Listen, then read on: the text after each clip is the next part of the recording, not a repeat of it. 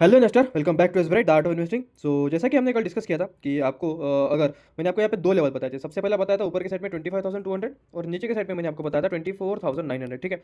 सो यहाँ पे नीचे के साइड का ये जो लेवल था 24,900, ये आज यहाँ पे ब्रीच हो चुका है। जो कि यहाँ पे लेवल था precisely 50 day exponential moving average का यहाँ पे जो लेवल था। ठीक है। ये ब्लू लाइन आप देख सकते हैं, ये 50 डे एक्सपोनेंशियल मूविंग एवरेज का यहाँ पे लेवल था। तो इसको यहाँ पे आज निफ्टी 50 ने ब्रीच किया है, और ब्रीच ही नहीं, और इसको मतलब नीचे के साइड में यहाँ पे इसने क्लोजिंग दी है। तो अगले हफ्ते क्या रुख हो सकता है, क्या नहीं हो सकता, इसको तो हम एक वीडियो डाल दूंगा वीकेंड में, तो आप उसको ज़रूर देखिएगा, देख लीजिएगा। और चैनल पे नहीं हो तो चैनल को यहाँ पे सब्सक्राइब कर लीजिएगा। ठीक है। यूट्यूब पे बहुत सारी इन्फॉर्मेशन रहती है, तो यूट्यूब पे आप डेली जाके हमारा चैनल यहाँ पे सब्सक्राइब कीजिए, आपको वहाँ पे बहुत सारे वहाँ पे वीडियोस मिल जाएंगे। यहाँ पे अगर हम देखें तो यहाँ पे जो नेक्स्ट सपोर्ट मुझे यहाँ पे दिखाई पड़ रहा है वो है 20 वीक एक्सपोनेंशियल मूविंग एवरेज, जो कि है लगभग 24,500 के लेवल के आसपास। तो इन सभी लेवल्स को आप मार्क करिए और इन सभी लेवल को आप अपने टाइम पे स्टडी कीजिए। श्रीराम फाइनेंस के यहाँ पे रिजल्ट्स आए हैं, तो रिजल्ट्स की अगर हम बात करें तो सबसे पहले मैं आपको वो बता देना चाहता हूँ, श्रीराम फाइनेंस आज मतलब 4 to 5% तक यहाँ पे डाउन था। ठीक है। और कल बजाज फाइनेंस के रिजल्ट आए थे, तो आज बजाज फाइनेंस यहाँ पे लगभग 7% की यहाँ पे आज उसने गिरावट दर्ज की थी। तो रिजल्ट की अगर हम बात करें तो ईयर ऑन ईयर का यहाँ पे डेटा है, तो 8.8% प्रॉफिट में यहाँ पे जंप है। नेट इंटरेस्ट इनकम 10% बढ़ा है। ठीक है, अच्छी बात है। प्रोविजंस यहाँ पे 8.8% है, ठीक है, ये भी अच्छी बात है। उसके बाद यहाँ पे अगर हम देखें तो ग्रॉस नेट एनपीए जो कि अभी कितना है 4.53%। पिछले क्वार्टर में ये कितना था 4.55%। ठीक है। तो पिछले क्वार्टर के मुकाबले इसमें हमें ड्रॉप दिखाई पड़ रहा है। और पिछले साल कितना था, पिछले साल था ये 5.39%। ठीक है। तो पिछले क्वार्टर के मुकाबले और पिछले साल के मुकाबले जीएनपीए यहाँ पे रिड्यूस हुआ है। उसके बाद नेट एनपीए की अगर हम बात करें तो नेट एनपीए 2.64% था, अभी आया 2.57%, जो कि पिछले साल कितना था, पिछले साल था 2.71%। तो एसेट क्वालिटी यहाँ पे सुधरी है श्रीराम फाइनेंस की। और उसके बाद रिजल्ट की अगर हम बात करें तो रिजल्ट यहाँ पे अच्छे हैं। मार्केट के एस्टिमेशन की अगर हम बात करें तो नेट इंटरेस्ट इनकम मार्केट ने एस्टिमेट किया था कि आएगा 5820 करोड़, लेकिन आया है 577 करोड़। ठीक है। पैट मतलब प्रॉफिट आफ्टर टैक्स यहाँ पे होगा 2135 करोड़, आया है 2155 करोड़। और प्रोविजन 4374 करोड़ के पे आएंगे, लेकिन आए हैं 4192 करोड़। तो रिजल्ट यहाँ पे मतलब in line with the analyst expectation है। श्रीराम फाइनेंस का जो एयूएम है, एसेट अंडर मैनेजमेंट 16.62% बढ़ा ईयर ऑन ईयर, और नेट इंटरेस्ट मार्जिन जो कि था पहले 8.25% quarter on quarter last quarter में, अभी आया 8.11%। तो नेट इंटरेस्ट मार्जिन में यहाँ पे डेंट थोड़ा फार यहाँ पे बढ़ा है क्वार्टर ऑन क्वार्टर। रिजल्ट्स की अगर हम बात करें तो रिजल्ट्स यहाँ पे मतलब एवरेज है, in line with the expectations है। और रिजल्ट्स की अगर हम यहाँ पे अगर हम चार्ट्स की अगर हम बात करें तो चार्ट्स में हमें यहाँ पे गिरावट यहाँ पे हमें दिखाई पड़ रही है श्रीराम फाइनेंस के स्टॉक्स में। स्टॉक यहाँ पे 50 वीक एक्सपोनेंशियल मूविंग एवरेज के नीचे यहाँ पे आज क्लोज हुआ है, जो कि एक निगेटिव साइन है। तो जनरली ये stock 50 week exponential moving average से यहाँ पे बाउंस बैक लेता है। ठीक है। मैं आपको यहाँ पे थोड़ा पीछे ले जाता हूँ, ये देखिए यहाँ पे आया, देखिए यहाँ से भी इसने जंप मारा, यहाँ पे भी इसने जंप मारा, और फिर जो यहाँ पे आया था तो यहाँ से इसने अच्छी यहाँ पे अपसाइड यहाँ पे शो की थी। तो अभी भी यहाँ पे 50 वीक एक्सपोनेंशियल मूविंग एवरेज के पास स्टॉक घूम रहा है श्रीराम फाइनेंस। तो as per me asset quality has been reduce. उसके बाद प्रॉफिट्स भी यहाँ पे बढ़े हैं ईयर ऑन ईयर, और क्वार्टर ऑन क्वार्टर की अगर बात करें तो क्वार्टर ऑन क्वार्टर ज़्यादा यहाँ पे नहीं है, लेकिन ईयर ऑन ईयर यहाँ पे अच्छा खासा जंप है प्रॉफिट में। और एस्टिमेशंस के मुकाबले अगर हम बात करें तो एनालिस्ट के एस्टिमेशंस को मतलब इसने मतलब बीट नहीं किया है, so it Mrs the analyst estimation. So results को अगर यहाँ पे अगर हम देखें तो वीक रिजल्ट्स है श्रीराम फाइनेंस की तरफ से। अगर आप जो भी मार्केट के एस्टिमेशन है अगर आप उसको बीट नहीं कर पाते तो मार्केट आपको यहाँ पे धोएगी। और सेम आज स्टॉक में यहाँ पे दिखाई पड़ रहा था, स्टॉक आज यहाँ पे 4 to 5 मतलब इंट्राडे में तो स्टॉक आज 4% यहाँ पे डाउन था, लेकिन अभी ये बचा है 3.64%। तो वो स्टॉक आप स्टडी कर सकते हैं। सिप्ला की रिजल्ट की अगर हम बात करें तो सिप्ला में यहाँ पे आप देख सकते हो। सो मार्केट एस्टिमेशंस को अगर हम यहाँ पे देखें तो रेवेन्यू अभी आया 6957 करोड़, मार्केट ने क्या एस्टिमेट किया था 7059 करोड़। ठीक है। तो यहाँ पे मतलब एवरेज मतलब इन लाइन है। प्रॉफिट 1207 करोड़ का यहाँ पे एस्टिमेट किया था, आया कितना 1297 करोड़। ठीक है। मतलब 1300 करोड़ का यहाँ पे आया। इबिटा 1731 करोड़ का यहाँ पे एस्टिमेट किया था, आया कितना है 177।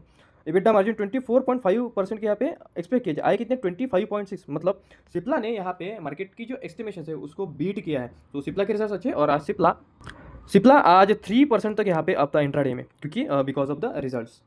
स्टॉक आज यहाँ पे 3% तक यहाँ पे अब था, जैसा मैंने आपको बोला इंट्राडे में 3% यहाँ पे अब था। और स्टॉक में अगर हम देखें तो अच्छी खासी आज यहाँ पे बाइंग हुई है, और यहाँ पे अगर हम देखें तो वॉल्यूम भी यहाँ पे अच्छे खासे बड़े। तो सिप्ला के रिजल्ट्स यहाँ पे अच्छे हैं। तो in Cipla I am expecting the levels of nearby. ठीक है। तो मतलब ये कोई गारंटी नहीं है, आ ही सकते हैं। सो 1560 यहाँ पे एक मुझे रेजिस्टेंस यहाँ पे दिखाई पड़ रहा है। अगर इसको यहाँ पे अगर तोड़ता है सिप्ला तो next target should be around 1600 level. तो इस स्टॉक को आप स्टडी कर सकते हो। IEX को आज देख लेते हैं। तो IEX यहाँ पे आज को अगर हम देखें तो IEX आज मतलब 10% के अपर सर्किट में जाके हिट हुआ था। सो कल किसी ने ये न्यूज़ डाली, मतलब न्यूज़ तो जो मतलब सही थी कि मार्केट कपलिंग हो सकती है, लेकिन उससे दिवालिया हो सकती है कंपनी, ऐसा तो नहीं होगा। 30% की मार्केट कैप कल एक ही दिन में इरोड हो गई थी, और आज को अगर हम देखें तो 10% की मार्केट कैप उसमें ऐड हुई है। तो यहाँ पे मैं आपको एक इंटरेस्टिंग डेटा दिखाता हूँ। कल IEX का स्टॉक 30% तक यहाँ पे डाउन था, ठीक है। तो 30% का वॉल्यूम ये देखिए, और आज 10% यहाँ पे हो गया, 10% का वॉल्यूम देखिए। तो इससे हमें साफ पता चलता है कि कल जितने लोगों ने इसमें एग्जिट लिया था, आज उससे ज़्यादा कई लोगों ने इसमें यहाँ पे पार्टिसिपेट किया है। मतलब लोगों को यहाँ पे पता है कि IEX यहाँ पे दिवाला नहीं होने वाला है, IEX में कुछ तो भी होगा। IAS का मैनेजमेंट ऐसे तो नहीं बैठेगा, क्योंकि वो तो भी बिजनेस करने के लिए बैठे हैं। ये गया तो वहाँ पे जाएंगे, वो गया तो यहाँ पे आएंगे। तो everyone is doing the diversification of their portfolio. यहाँ पे अगर हम देखें तो यहाँ पे इनसाइड बार कैंडल का यहाँ पे फॉर्मेशन हुआ है। तो इनसाइड बार कैंडल का फॉर्मेशन की अगर हम बात करें तो नेक्स्ट डे आपको मैं यहाँ पे लेवल्स यहाँ पे मार्क कर देता हूँ, ठीक है। सो ये 2 लेवल, तो अगर ने कल मतलब मंडे अगर वो यहाँ पे अगर इसके लेवल्स के अगर ऊपर यहाँ पे क्लोजिंग देता है तो आपको यहाँ पे एक अच्छी खासी अपसाइड यहाँ पे दिखाई पड़ेगी। अगर नीचे के साइड में अगर ये 140 के लेवल्स को अगर यहाँ पे तोड़ता है नीचे के साइड में, तो आपको यहाँ पे डाउन साइड यहाँ पे एक्सपेक्ट करनी चाहिए। So this is called the inside bar formation candle, ठीक है। तो IEX को मैंने आपको सामने स्टडी कर लिया। सो बाकी आपको क्या करना है ये मैं आपको आपके ऊपर छोड़ता हूँ। आधार हाउसिंग फाइनेंस के यहाँ पे रिजल्ट्स आए हैं। तो रिजल्ट्स की अगर हम बात करें तो प्रॉफिट यहाँ पे 19% अप है ईयर ऑन ईयर, ठीक है। और डाउन है 3% क्वार्टर ऑन क्वार्टर, ठीक है। तो ये हो गया प्रॉफिट। और उसके बाद अगर हम यहाँ पे देखें net interest income, so net interest income की अगर हम बात करें तो ईयर ऑन ईयर ये 19% अप है और क्वार्टर ऑन क्वार्टर फ्लैट है, ठीक है। सो ये हो गया नेट इंटरेस्ट इनकम। प्रोविजंस की अगर हम बात करें तो प्रोविजंस यहाँ पे अगर हम देखें तो 19% अप है ईयर ऑन ईयर, तो 3% अप है क्वार्टर ऑन क्वार्टर, 3% अप है यहाँ पे क्वार्टर ऑन क्वार्टर। तो ये हो गया प्रोविजन। उसके बाद एयूएम यहाँ पे इनका बड़ा है 22% ईयर ऑन ईयर, तो अच्छी खासी ग्रोथ है एयूएम में। और उसके बाद 4% है क्वार्टर ऑन क्वार्टर यहाँ पे भी जंप है हमें दिखाई पड़ रहा है। उसके बाद सबसे इंपॉर्टेंट एज पर मी यहाँ पे एसेट क्वालिटी। एसेट क्वालिटी अभी GNPA की अगर हम बात करें ग्रॉस नेट परफॉर्मिंग एसेट की 1.39% आई है, ठीक है। पिछले क्वार्टर में कितने थे 1.05%, पिछले ईयर में कितने थे 1.31%। तो पिछले क्वार्टर के हिसाब से और पिछले ईयर के हिसाब से यहाँ पे एसेट क्वालिटी वर्स्ट हो गई है, ठीक है, डिटोरिएट हो गई है एसेट क्वालिटी यहाँ पे। नेट एनपीए की अगर हम बात करें तो अभी आई है 0.94% की, जो कि थे 0.70% के लास्ट क्वार्टर, लास्ट ईयर थे 0.90%। तो एसेट क्वालिटी के फ्रंट में हमें डिटोरिएट हो गई है asset quality for Aadhaar housing finance. और उसी के चलते अगर हम स्टॉक को अगर हम देखें तो स्टॉक यहाँ मतलब लास्ट के 3 या 4 दिन से स्टॉक यहाँ पे गिरते चला जा रहा है। स्टॉक ने हाई लगाए थे 530 के और वहाँ से स्टॉक करेक्ट करके अभी अभी यहाँ पे पहुंचा है 500 के प्राइस पे। आधार हाउसिंग फाइनेंस के यहाँ पे रिजल्ट्स तो मतलब वीक आए हैं, क्योंकि एसेट क्वालिटी अगर आपकी यहाँ पे अगर डगमगाती है तो उसको हम वीक रिजल्ट यहाँ पे पोस्ट बोलेंगे। और स्टॉक की अगर हम बात करें तो स्टॉक ऑफलेट यहाँ पे मतलब अच्छी खासी यहाँ पे गिरावट शो कर चुका है। ऑलमोस्ट यहाँ पे 5 to 10% की यहाँ पे गिरावट हो गई है स्टॉक में because of the weak results, ठीक है। तो इस स्टॉक ऑफ स्टडी कर सकते हो। पारस डिफेंस के यहाँ पे रिजल्ट्स आए हैं। So I was waiting for this results, क्योंकि डिफेंस सेक्टर में बहुत ही ज़्यादा पैसा यहाँ पे लोगों का बना है। सो पारस डिफेंस की अगर हम बात करें तो ईयर ऑन ईयर की अगर हम बात करें तो ईयर ऑन ईयर प्रॉफिट सिर्फ और सिर्फ 1% यहाँ पे अप है, ठीक है। So bad news. उसके बाद रेवेन्यू की अगर हम बात करें तो रेवेन्यू 11% यहाँ पे अप है, ठीक है। रेवेन्यू 1% सॉरी प्रॉफिट 1% अप है, रेवेन्यू 11% अप है। सो काफ़ी मिक्स रिजल्ट है यहाँ पे पारस डिफेंस के। और उसके बाद स्टॉक की अगर हम बात करें तो स्टॉक ऑफलेट मतलब मैं आपको यहाँ पे लास्ट ईयर का चार्ट मैं आपको दिखाता हूँ। तो लास्ट ईयर स्टॉक यहाँ पे चल रहा था 413 के, मतलब उसके भी नीचे यहाँ पे स्टॉक चल रहा था। तो प्रिसाइजली अगर हम यहाँ पे बात करें तो स्टॉक यहाँ पे चल रहा था नियरली यहाँ पे चल रहा था 320 के प्राइस पे, ठीक है। सो 320 से स्टॉक ने यहाँ पे हाइज लगाए थे नियरली 1000 के, ठीक है। सो तो ऑलरेडी यहाँ पे स्टॉक में जो भी पॉजिटिविटी यहाँ पे फैक्टर हो चुके हैं। और प्रॉफिट कितने बढ़े ईयर ऑन ईयर सिर्फ 1%। तो स्टॉक में यहाँ पे धुलाई फिक्स है। आज भी यहाँ पे स्टॉक ये 3 to 4% करके यहाँ पे डाउन था। तो रिजल्ट्स वीक है यहाँ पे, जिसकी वजह से स्टॉक में आपको यहाँ पे गिरावट एक्सपेक्ट करनी चाहिए।